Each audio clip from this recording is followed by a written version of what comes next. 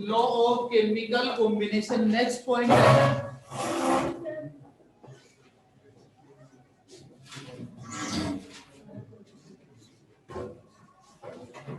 आप इस टॉपिक पे जाओ। देखिए कुछ रूल्स के इसके है ना, देखो हर टीचर का अलग अलग सिस्टम होता है इनको पढ़ाने का। क्या गुड़गुड़ाहट हो रहा है? अलग अलग सिस्टम में है कि ज्यादातर टीचर क्या करते हैं इन टॉपिक्स की डायरेक्ट लैंग्वेज, क्योंकि आपकी बुक में ओनली लैंग्वेज के अकॉर्डिंग ही दे रखा है, लैंग्वेज लिखवाई और काम करना, पहला सिस्टम।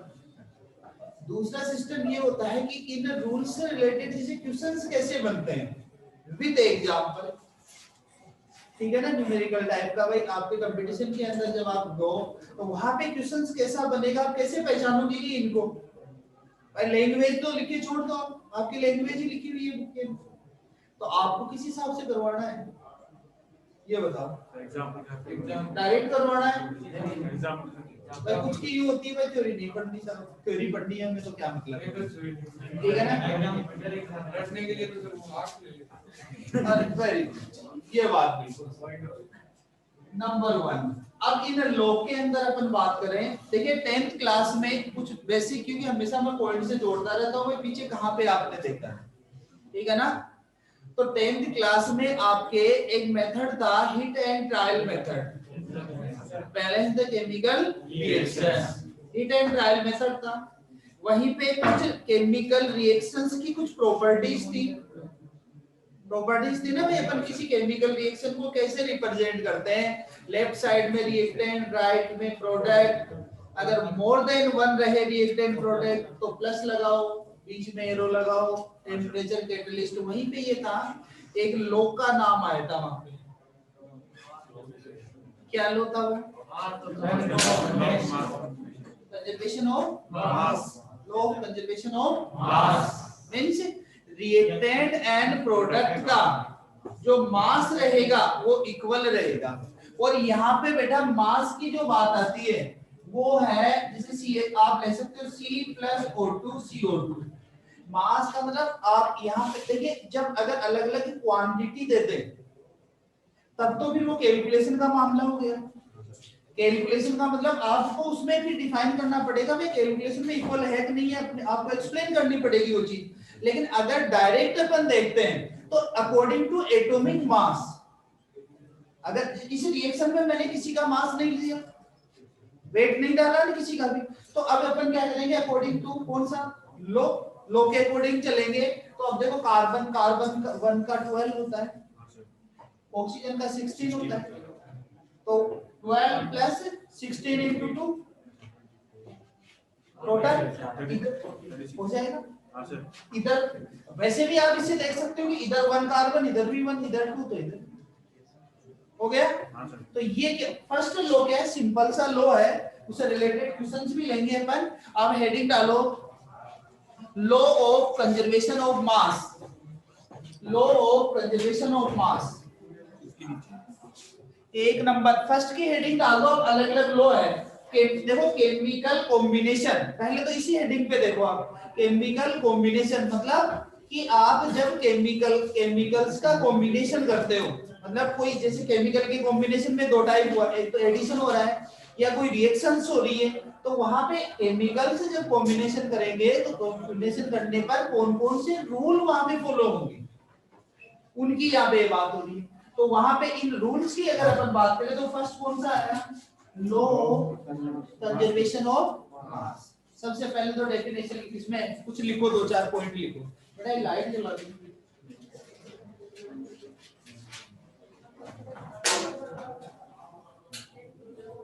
ठीक है, ओके। फर्स्ट लाइन पॉइंटों के अंदर लिखना है, फर्स्ट लाइन। फर्स्ट तो यही होता है कि ये दिया किसने, फर्स्ट क्वेश्चन तो बेटा आपके कंपटीशन से रिलेटेड यही बनता है कि ये रूल गिवन किसका है, तो लिखो आप इसके अंदर the law was given, the law was given by Antoine Lavoisier, Lavoisier बोलते हो आप या लेवोजियर जो भी, LAV, एंटोनी की भी बोलूं क्या, एंटोनी की तो हो गई ना, लेवोजियर LAVOSI ईयर इन 1789। जो थ्योरेटिकल पोर्शन होता है ज्यादातर बोर्ड पे मैं नहीं लिखता हूँ, डायरेक्ट वैसे बोलता है। ठीक है, हो गया। सेकंड लाइन लिखो आप। फर्स्ट तो किसने दिया, सेकंड ये है डील, मतलब ये किसके बारे में एक्सप्लेन कर रहा है। तो लिखो next, the law deal, the law deal with the quantity of the reactant and quantity of the reactant and product in a chemical reaction, chemical reaction। Her point को आराम से एक्सप्लेन करते हुए चलना है, चाहे एक दिन ज्यादा लग जाए। टॉपिक जितना किया उतना कंप्लीट होना चाहिए अपना। ठीक है, मतलब सेकंड पॉइंट क्या है, ये किसके बारे में एक्सप्लेन कर रहा है, क्वांटिटी के बारे में। क्वांटिटी किसकी, रिएक्टेंट एंड प्रोडक्ट। क्लियर बात। नेक्स्ट पॉइंट बेटा लिखो आप इसके अंदर। नेक्स्ट पॉइंट, अब according to this law, according to this law, ये क्या है लॉ, ठीक है। According to this law inverted comma में लेना। in any physical or chemical, in any physical or chemical change the total mass of the product is equal, mass of the product is equal to the total mass of the reactant, to the total mass of the reactant। Repeat करूं, in any physical or chemical change the total mass of the product is equal to the total mass of the reactant। इसका मतलब ये है कि आप जब भी change, कोई भी चेंज होगा, 10th क्लास का ही टॉपिक फिजिकल केमिकल चेंज, जो रिवर्सिबल हो रहा है फिजिकल, जो नॉन रिवर्सिबल होता है केमिकल, मतलब रिएक्शन होती है वहां पे। तो चेंज जब आप करवा रहे हो तो मतलब रिएक्टेंट और प्रोडक्ट के अंदर जो मास रहेगा इक्वल रहेगा। तो अपन एक वो भी बोलते हैं ना, वो ना तो आप नष्ट कर सकते हो नहीं बना सकते, नाइदर नॉर। क्लियर बात। नेक्स्ट पॉइंट लिखो, नेक्स्ट लाइन के, this is matter, this is matter can neither be created nor be destroyed during any physical or chemical change,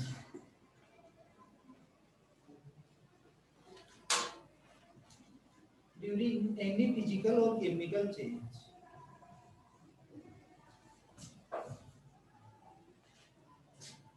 ठीक है बेटा। देखो एक आप जब अपनी कोई बुक से देखोगे, वैसे आप पुरानी आरबीएससी के अंदर एक प्रैक्टिकल डाल रखा था, लिखना नहीं है उसके बारे में कुछ भी, जो मैंने बताई ये बात वही है। इसमें क्या है, एक इस टाइप की ट्यूब ली, इस टाइप की एक ट्यूब थी, जिसके अंदर दो, जैसे इसमें टू पार्ट्स जिसके वो, इसमें इस टाइप की दो ट्यूब, एक ट्यूब है, ओके, ये ट्यूब है कोई अलग टाइप की, जिसमें से कुछ ऐसे साइंटिस्ट था, उसने किया था, नॉर्मल सा प्रैक्टिकल है, कोई ज्यादा खास नहीं। इसने क्या किया कि इसमें टू टाइप के सॉल्यूशन लिए, एक में NaCl का, एक में AgNO3 का है, Ag सॉरी क्या बोला, NaCl और AgNO। क्लियर, मतलब सोडियम क्लोराइड और AgNO3 सिल्वर नाइट्रेट, दो टाइप के सॉल्यूशन लिए, और इसमें जैसे यहां तक ये सॉल्यूशन आया, अलग अलग पार्ट ले लिया। पहले आप देखो इसमें दो पार्ट है, ये फर्स्ट अलग अलग है दोनों, पहले शुरुआत में पहले लेने के बाद में फर्स्ट इसने क्या किया, इसका वेट कर लिया। अपना रूल ये कह रहा है कि पहले जितना वेट है उतना ही बाद में आए, यही तो सिस्टम है ना। न क्रिएट कर सकते हो न डिस्ट्रॉय कर सकते हो आप। तो इसका मतलब पहले जितना है बाद में उतना है, तो ये लिया इसने। फिर क्या किया, इसको हिलाया, हिलाएगा तो दोनों मिक्स होंगे, मिक्स होंगे तो इसमें रिएक्शन होगी। अब रिएक्शन आप समझते हो, सिंपल सी रिएक्शन है, NaCl प्लस AgNO3, यही तो है। अब आपको पता है कि NaCl को जब भी डिकम्पोज करोगे Na प्लस Cl माइनस में डिकम्पोज होता है, AgNO3 को डिकम्पोज करोगे Ag प्लस NO3 माइनस में डिकम्पोज होता है। इसको प्लस को माइनस से, माइनस को प्लस से, क्या बनेगा, AgCl प्लस NaNO3। अब बताओ, तो उसने क्या किया, पहले की जब रिएक्शन हिलाया इसको, रिएक्शन हुई कि रिएक्शन होने के बाद में वेट किया तो उतना ही आया। तो उसने कहा कि पहले जितना है बाद में भी उतना ही रहता है, तो बात तो वही है। मैं इतनी रामायण बोलने की जरूरत ही नहीं है ना इसकी, लेकिन वो इसलिए कि वेट किया उसने, वेट के लिए भाई पहले इतना वेट था और बाद में इतना वेट हुआ। ठीक है, आप रिएक्शन देख सकते हो, कोई भी चेंज कर सकते हो, जैसे C प्लस O2, CO2 का एग्जांपल डाल दो आप, चाहे यही रिएक्शन डाल लो आप, इसमें यूं कर लो NaCl plus AgNO3 AgCl plus NaNO3, anyone कोई भी रिएक्शन आप इसमें डाल लो।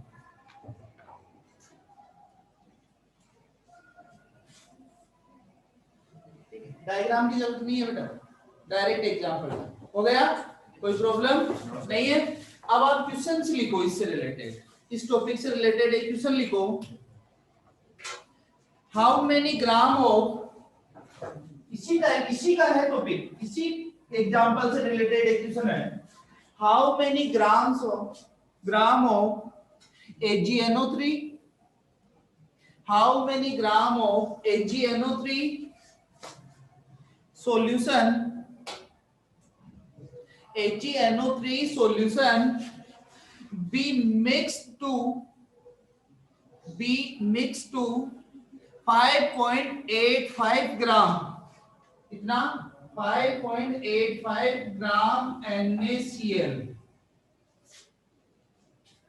NaCl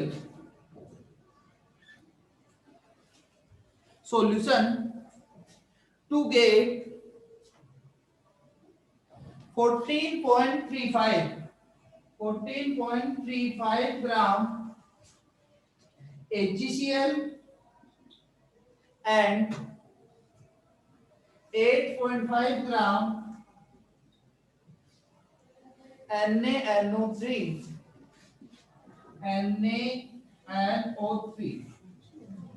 आगे लिखो,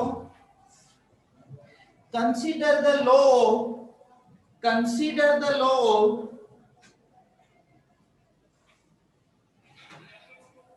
mass, so law of conservation of mass to be correct,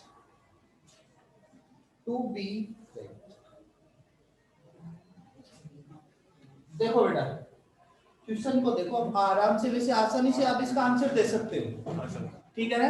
ये क्वेश्चन क्या कह रहा है, इधर देखो आप, पहले इसमें ये कह रहा है कि AgNO3 का कितने ग्राम लिया जाए, AgNO3 कितना लिया जाए कि उसको मिक्स करें अपन कितने में, 5.85 ग्राम में। यही है ना रूल अपना, लैंग्वेज ये कह रहे, लैंग्वेज के अकॉर्डिंग चलो आप कि AgNO3 कितना इसमें मिक्स किया जाए कि ये इतना ये ओपन हो जाए, यही है बात, यही क्लियर। तो सबसे पहले तो आप इसको सोल्व करने के लिए फर्स्ट तो आप लो इसके रिएक्शन लिखो। तो रिएक्शन किस को मिक्स करोगे, AgNO3 प्लस NaCl, बताओ क्या बनेगा, AgCl प्लस NaNO3। बेटा ये है ना, अगर ढंग से पढ़ते हो ना इस चैप्टर को तो मजा आता है, नहीं ज्यादातर ये थ्योरेटिकल का सा पोर्शन बन जाता है तो बोरिंग चैप्टर लगता है स्टूडेंट। अगर ढंग से आप विद एग्जांपल्स ढंग से डील करते हो ना, बहुत अच्छा चैप्टर है ये। वैसे क्योंकि कॉन्सेप्ट के बिना ये नहीं चल सकते आप, इसमें कॉन्सेप्ट आपके क्लियर होने चाहिए। अब ये रिएक्शन हो गई इसकी, ठीक है। अब लास्ट में अब देखो आप इसके अंदर, इसकी तो ये तो चाहिए अपने को, इसको अक्स मान लो बेटा, सपोज कर लिया x है, इसमें इसका दे रखा है कितना है 5.85 ग्राम दे दिया, ये कितना 14.35 ग्राम और ये कितना 8.5 ग्राम। अब आपको सीधा सीधा सिस्टम में x की वैल्यू निकालनी है, इसका मतलब इनको ऐड करके इसको माइनस कर दो, यही तो होगा ना। अगर मैं x की वैल्यू निकालना चाहूँ तो 14.35 ग्राम प्लस 8.5 ग्राम माइनस 5.85, ये तो हुआ जो रिजल्ट आएगा 17। ये लो ग्राम, क्लियर। तो आंसर तो इसका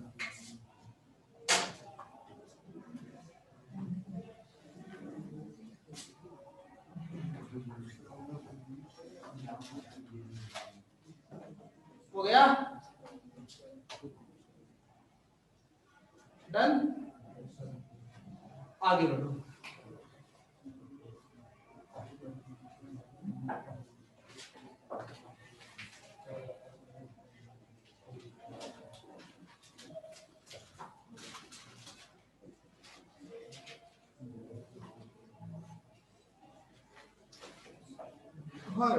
एक क्वेश्चन और लिखो, क्वेश्चन सेकंड। 100 ग्राम, इसी से रिलेटेड है, 100 ग्राम CaCO3, 100 gram CaCO3 when heated give 56 gram CaO and 44 gram CO2, 44 gram CO2। Line change करो। Prove that the data given is according to, prove that the data given is according to the law of conservation of mass, law of conservation of mass। बताओ, अब आपके 10th class की reaction है, क्या थी? CaCO3 को decompose करते हो क्या बनता है? CaO प्लस CO2, यही तो है बेटा। ओके, इसका कितना दिया? 100 ग्राम, ये है 100 ग्राम। अब अपना ये लोग कब फिक्स स्टेबल होगा? जब इनका टोटल भी 100 हो। इसका कितना दिया? 56 ग्राम और इसका 44 ग्राम, तो हो ही गया। हो गया, ठीक है। लिख देना नीचे LHS इक्वल RHS है, दोनों का टोटल कर दो।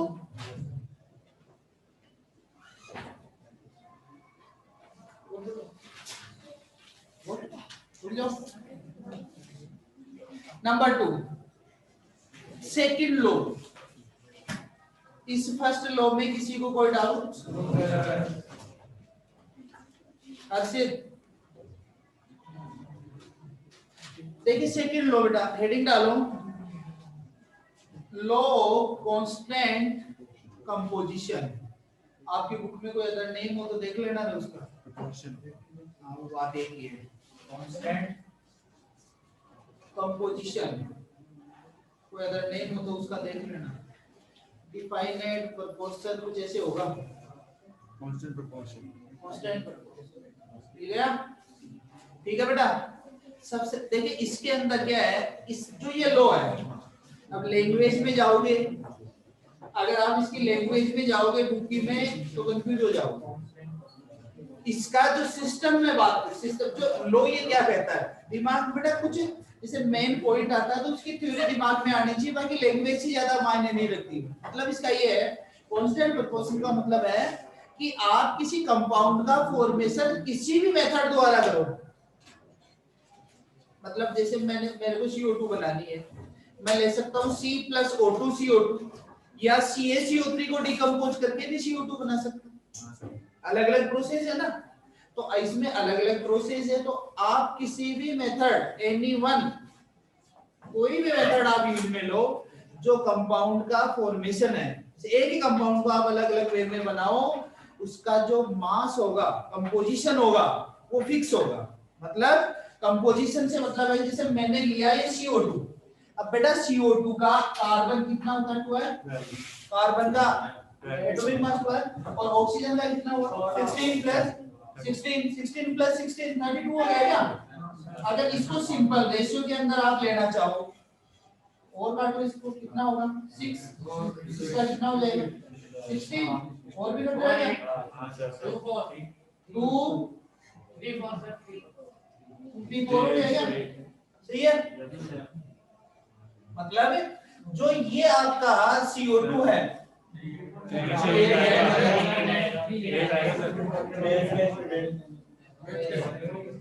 आपसे भरोसा करना गलत है मतलब मेरे हिसाब से चलने दो, अब मेरी कैलकुलेशन और भी कर।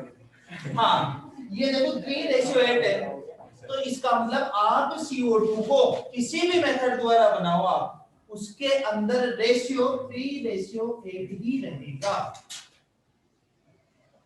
क्लियर बात, ये है आपका लॉ ऑफ कांस्टेंट कंपोजिशन या क्लियर बात, लिखवा दूं क्लियर। मतलब इसमें आप CO2 चाहे कहीं भी देखो रेशियो यही रहेगा उसका, ठीक है ना भाई। एलिमेंट्स अगर एलिमेंट्स सेम रहेंगे तो उसका रेशियो भी सेम ही रहेगा। लिखो आप इसके अंदर, सबसे पहले तो लिखो किसने दिया, the law was given bye Joseph Proust, JOSEPH PROUST in 1799। तभी आप इनको है ना वो डेट मिक्स, कई स्टूडेंट्स की आदत होती है भाई जो बारीकियां निकालना उसमें से, कभी डेट पे मत जाना, डेट पे इसलिए क्योंकि बेटा हो सकता है कोई रूल आगे पहले दिया हुआ हो वो बाद में लिखा हुआ हो, कोई सीक्वेंस थोड़ी है इसका भाई, सीक्वेंस से कोई मतलब नहीं होता। फिर कई तो होती है साहब पहले उसने आपने डेट पहले कम लिखवाई थी वो, तो ये पहले कम वाले पहले वाले की ज्यादा थी इसकी कम है, क्यों साहब वही आंसर कल वाला, ठीक है। हाँ पहले हो गया किसने दिया, जोसेफ प्राउस्ट। नेक्स्ट लिखो the law, next line the law deal with the composition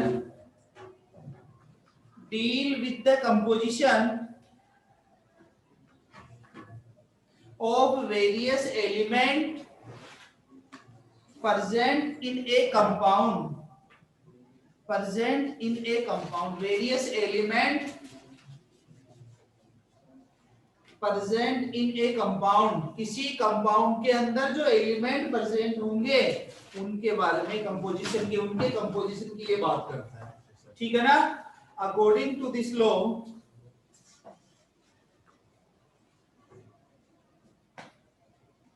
a pure chemical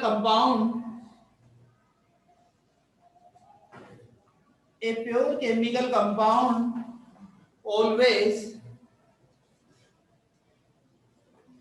contains same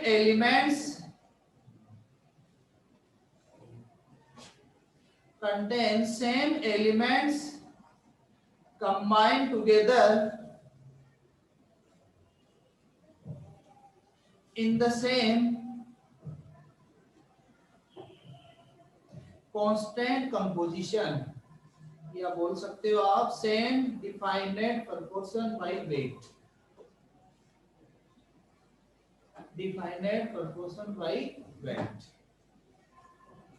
ठीक है। एक और लगा के लिखो सेकेंड टाइप की, जैसे ये तो केमिकल डेफिनेशन हो गई, नॉर्मल वे के अंदर आप चलते हो तो लिखो इसमें according to this law the ratio of elements by mass present in always by mass present in it always remain the same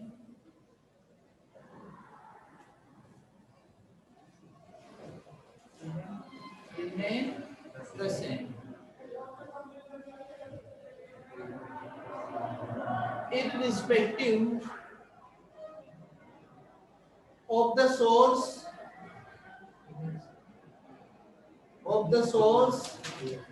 by which the compound was obtained,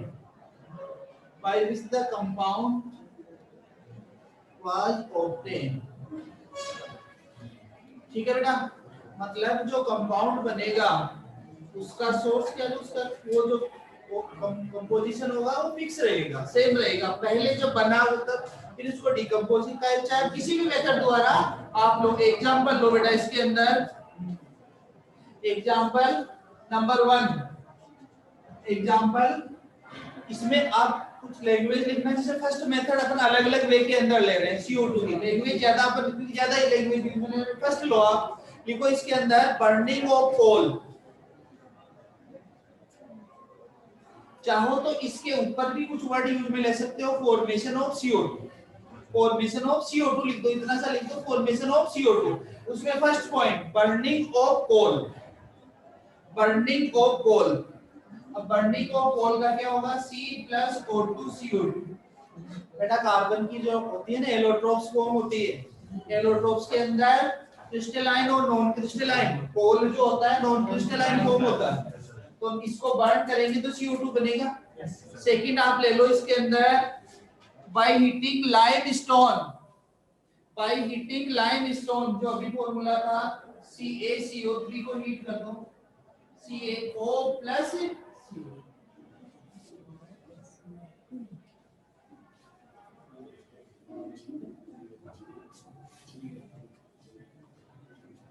अब इसको एक्सप्लेन करने की जरूरत है क्या भाई, लैंग्वेज लिखो भाई, आप इसको एनालिसिस करोगे तो लास्ट के अंदर रेशियो क्या आएगा, आप ही लिख लो CO2 को, आप ही डायरेक्ट नहीं ऐसे लिख लो, लैंग्वेज मत लो। C कार्बन 12 प्लस 2 into 16 क्या हुआ अपना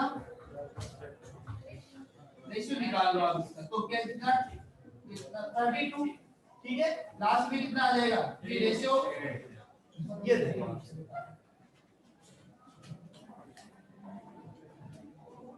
बताओ आ जाएगी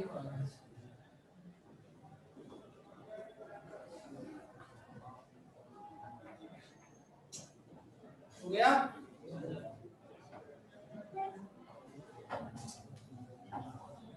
ठीक है, एग्जांपल लिखो एक क्वेश्चन क्या हो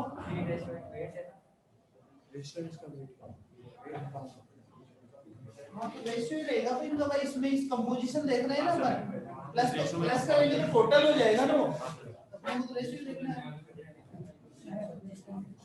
एक क्वेश्चन लिखो बेटा,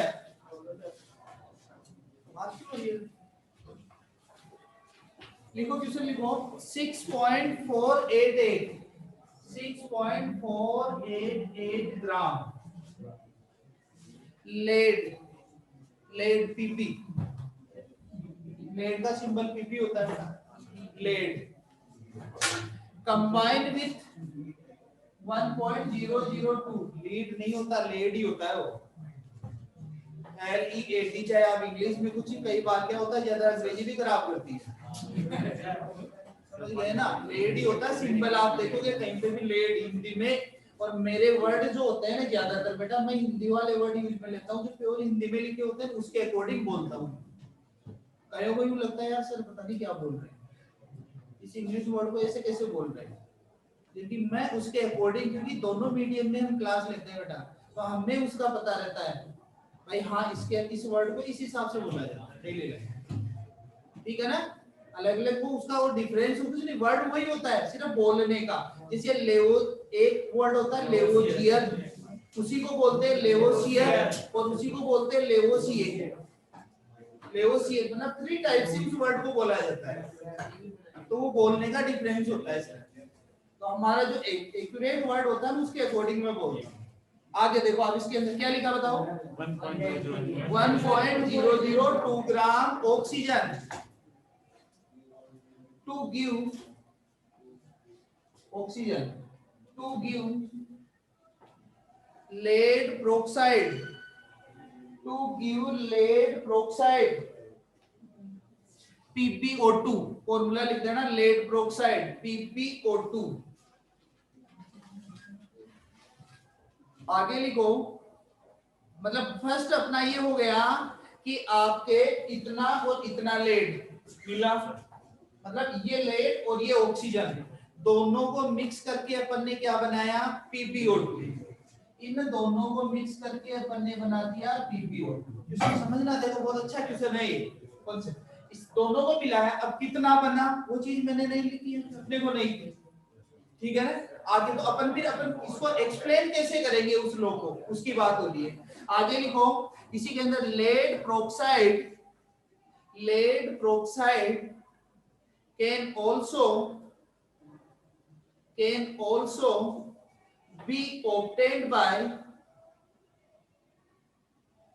also be obtained by heating lead nitrate, heating lead nitrate। देखो बेटा, यहाँ PbO2 प्रोक्साइड में मैंने ऑक्सीजन लिया, मतलब Pb की वैलेंसी क्या ली मैंने, +2। अगर नाइट्रेट, नाइट्रेट में होता है NO3, nitro NO2, nitrate NO3, तो 3 की इसमें चार्ज होता है माइनस का। इसका मतलब मैं अगर Pb के साथ अटैच करूंगा तो यहाँ क्या लगाऊंगा 2, क्योंकि पॉजिटिव नेगेटिव इक्वल होता है। फॉर्मूलों को बनाते टाइम ऐसी चीजें ध्यान रखा करो, ऑटोमेटिक बन जाएगा फॉर्मूला। तो ये अपने दिमाग में तो आ जाता है नाइट्रो, नाइट्रेट। अब नाइट्रेट को उसके बैलेंस आप PbNO3 लिख दोगे तो वो रॉन्ग हो जाएगा, क्योंकि जब तक चार्ज दोनों का पॉजिटिव नेगेटिव स्टेबल नहीं होगा, इक्वल नहीं होगा, वो स्टेबल कंपाउंड नहीं है, ठीक है ना। चार्ज में डिफरेंस आएगा ना, तो फिर वो आयनिक कंडीशन होगी उसकी। जैसे मैंने लिखा KMnO4, देखो बेटा इसको नॉर्मल सा एग्जांपल, KMnO4, अगर मैंने K हटा दिया तो आपको MnO4 माइनस लिखा हुआ मिलेगा, ठीक है ना। इसीलिए ये इस टाइप से इसका है। तो अब आगे लिखा अपन ने भाई, आप PbO2 को कौन से बेस से बना सकते हो, PbNO3, ठीक है ना। आगे लिखो इसके अंदर, which is found to contain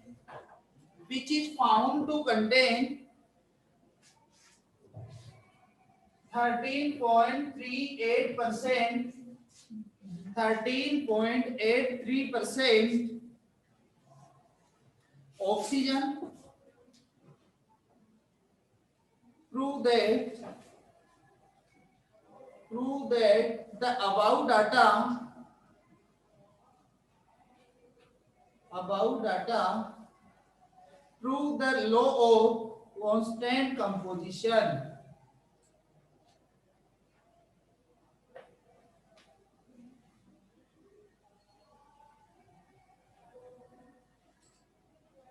अब आप क्वेश्चन को देखो, मैथ्स वाले हैं वो तो कर लेंगे, ज्यादातर दिक्कत नहीं है। बायोलॉजी के कितने बोला आपने, बायोलॉजी के कितने यार।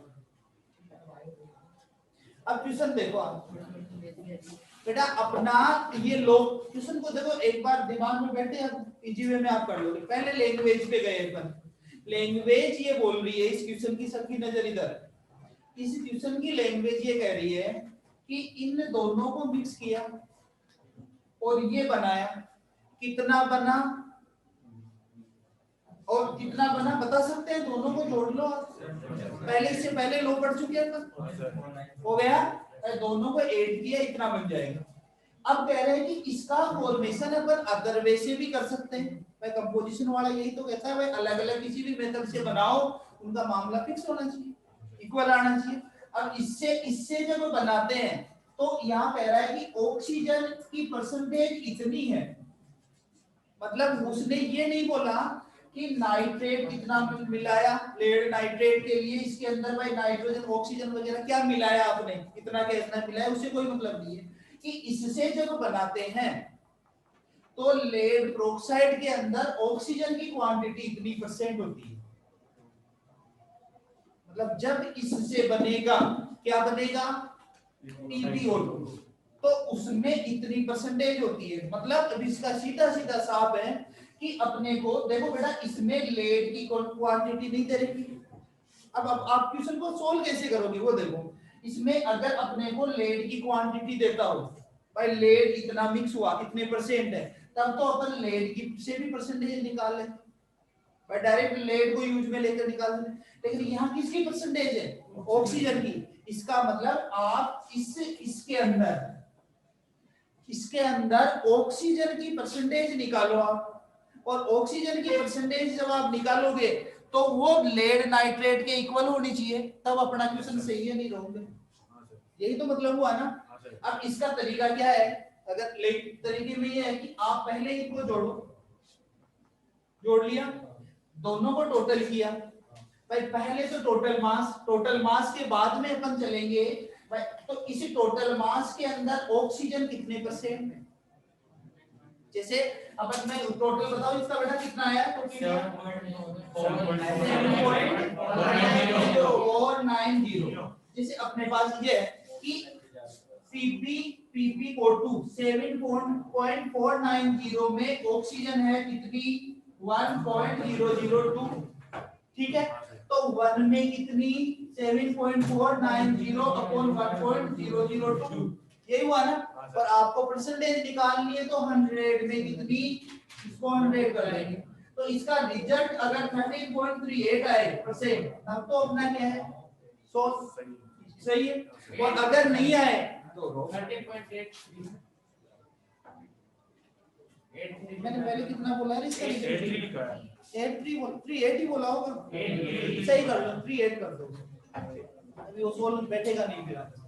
ठीक है, अब बढ़ाओ, आप इसको सिस्टमैटिक लिखो बेटा, मैंने आपको क्वेश्चन समझा दिया है, आंसर अब सिस्टमैटिक लिखो। सबसे पहले तो इसको आप करो टोटल मास, लिखो आप, मैं बता देता हूं, mass of lead peroxide, first लिखो mass of lead peroxide, total करो 6.488 ग्राम प्लस 1.002 ग्राम, इक्वल कर दो 7.490।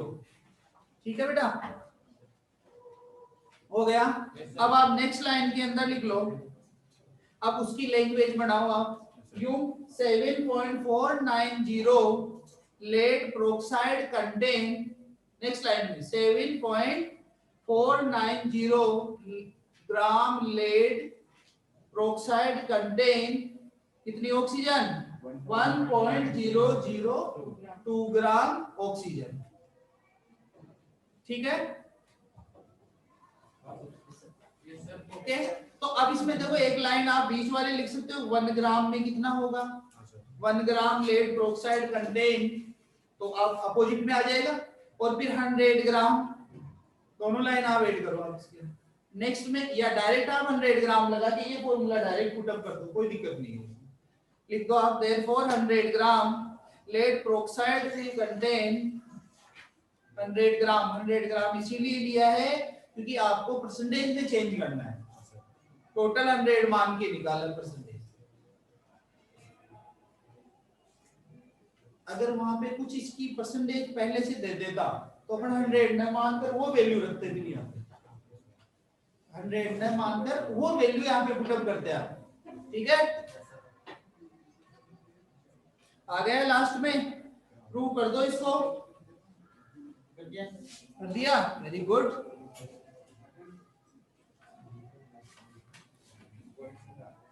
कितना टाइम है अभी ये बताओ मेरे को, 15 मिनट है, 15 मिनट, चलो फिर हो जाएगा, एक लो और है, एक और करा देता हूँ, नहीं खत्म तो हो जाएगी फिर क्लास खत्म। नेक्स्ट लिखो बेटा law of multiple proportion, law of multiple proportion.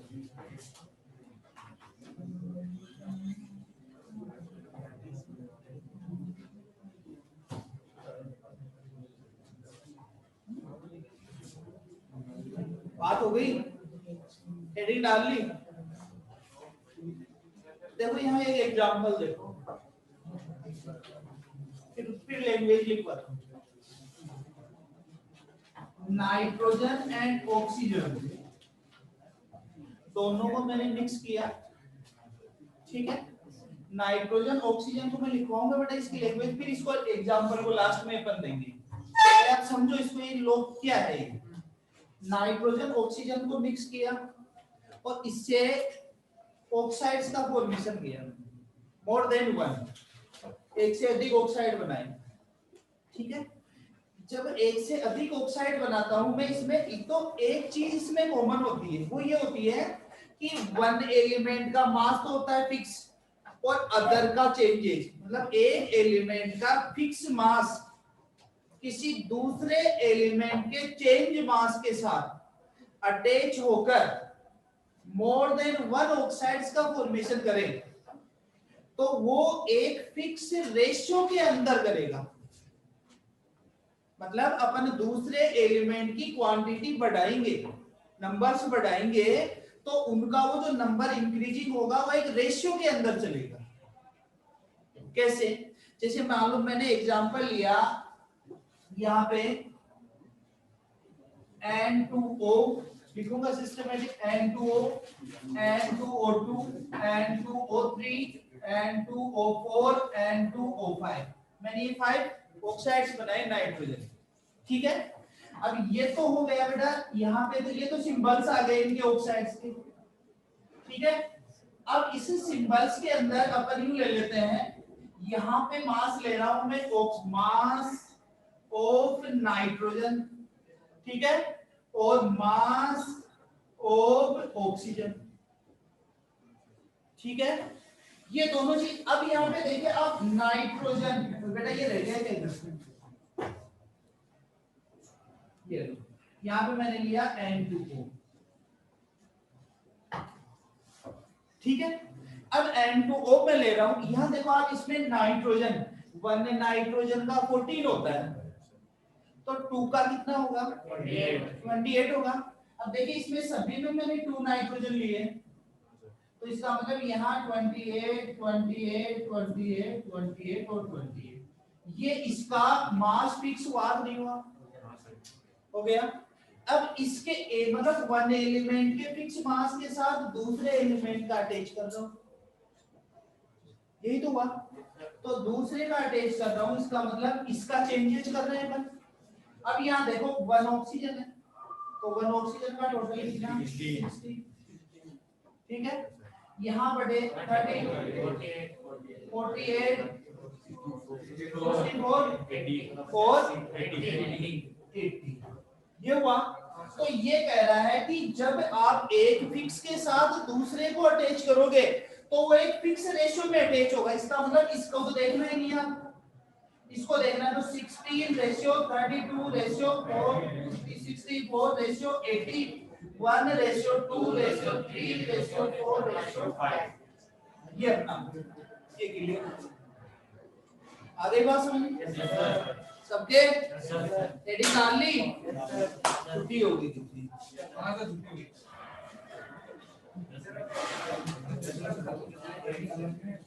फिर कल ही करवा दूंगा।